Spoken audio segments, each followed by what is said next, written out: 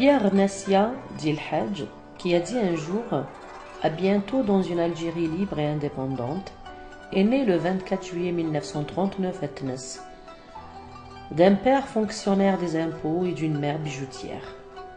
Mais comme bien d'autres juifs de la petite commune de Tness, sa famille a de bonnes relations avec son entourage musulman. Surtout le jeune Pierre. Il était influencé par des discussions avec son voisin communiste, le docteur Jean Masbeuf, et avec son cousin Jean-Pierre Saïd.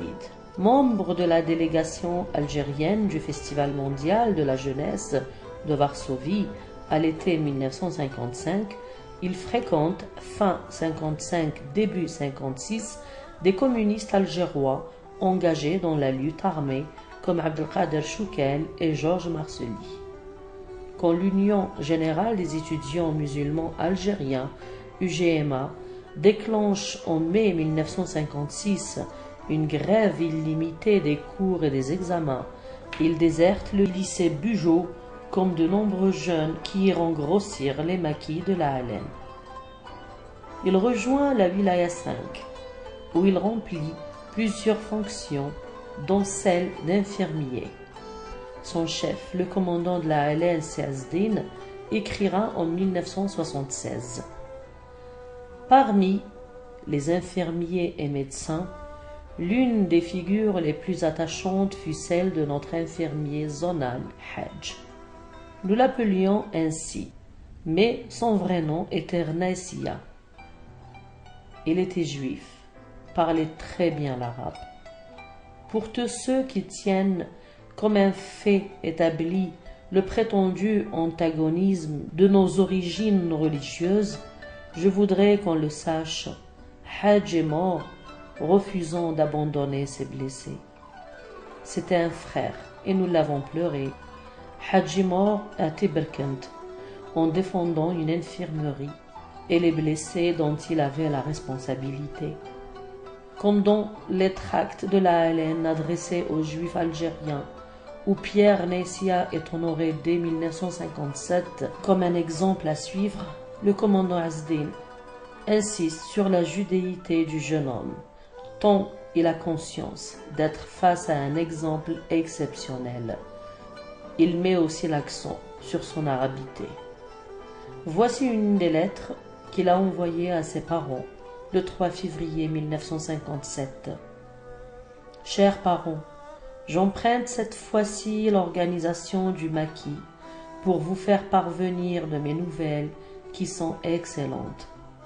En ce moment, je me remets très vite dans une infirmerie d'une petite affection intestinale. Je vais déjà très bien. Cela fait déjà 3 mois que je vous ai quitté et je n'ai pas vu le temps passer. Bien des aventures me sont arrivées, mais celle-ci, je me réserve de vous les conter après l'indépendance, Inch'Allah. Je milite depuis au milieu de milliers de jeunes qui, comme moi, ont rejoint le maquis et dans un magnifique élan d'enthousiasme tendent tous leurs êtres vers la réalisation de leur idéal. Un véritable esprit révolutionnaire existe et nous marchons infailliblement vers la liberté. Je suis pour le moment assez loin de vous, mais je pense peut-être revenir dans nos parages. Et vous, comment allez-vous? Anne-Marie travaille-t-elle toujours aussi bien en classe? Et la 203 se porte-t-elle toujours aussi bien? Nous avons ici un excellent moral car nous sommes sûrs, en considérant tous les symptômes politiques, que l'issue est proche. J'ai été affecté au service de presse de la Wilaya et j'ai dernièrement fait, armé d'un appareil de photo, une enquête sur les atrocités des nazis français dans un douar particulièrement éprouvé. J'en étais écœuré. Ici, vois-tu, l'on sue et l'on crève, comme dit la chanson. On ne se lave pas souvent non plus et on a des poux. Mais cela fait rien, on a tout accepté. J'ai appris par les journaux que l'organisation de Tness avait été décapitée. J'ai fui à temps. Bon, je crois que je vous ai assez rassuré comme cela. Je vous quitte en vous embrassant affectueusement.